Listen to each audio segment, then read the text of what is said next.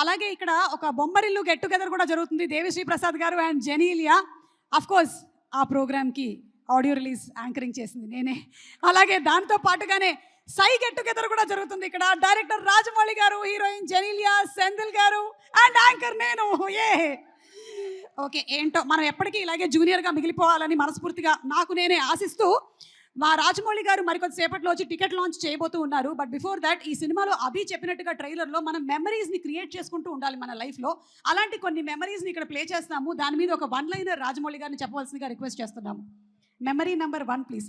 ఏం లేదండి, పాటలతో దేవి గారు వైరల్ చేస్తే మేము మాటలతో వైరల్ చేయాలని మా కోరిక, అంతే.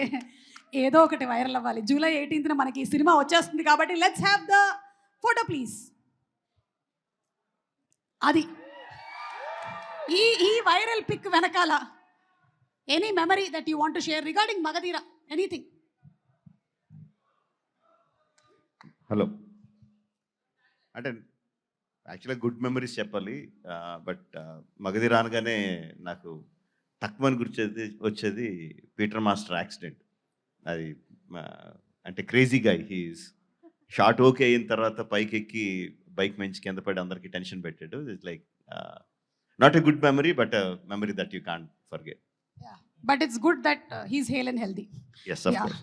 Okay, next picture please.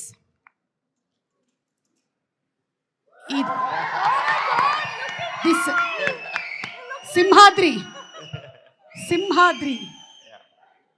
Oh my God. Student number 1 Simhadriya. Edi? Student number 1. Yes.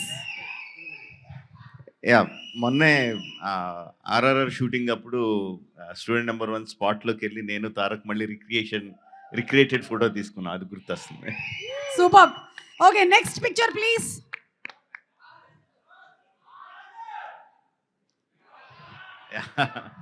ఈగా మై బెస్ట్ ఫిల్మ్.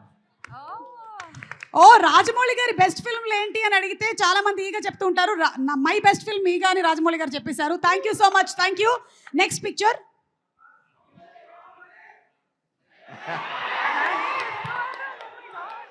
సై సినిమాలోని వేణుమాధవ్ గారి super comedy scene. Yeah, Sye will always be a very fond memory for me. Because అంటే సింహాద్రి తర్వాత mass సినిమాలే తీస్తారు, mass సినిమాలే తీయాలన్న expectation కంప్లీట్గా బ్రేక్ చేస్తా. కంప్లీట్ యూత్ఫుల్ ఫిల్మ్ ట్రై చేసాం. రగ్బీ అని ఎవరికి తెలియని కొత్త ఆటను తీసుకొచ్చి that experimentation help me a lot. అంటే ఒక మోస్లో పడక్కర్లేదు, మనం నచ్చినట్టు సినిమాలు తీయచ్చు కన్విక్షన్తో అని యా తెలియజెప్పిన సినిమా సార్. మీరు ఏ ఆటని తీసుకొచ్చినా, ఏ ఇన్సెక్ట్ని తీసుకొచ్చినా దాంతోపాటు బోలెడంత ఇమోషన్ని తీసుకొని వస్తారు కాబట్టి మేము కనెక్ట్ అవుతాము. And the next picture.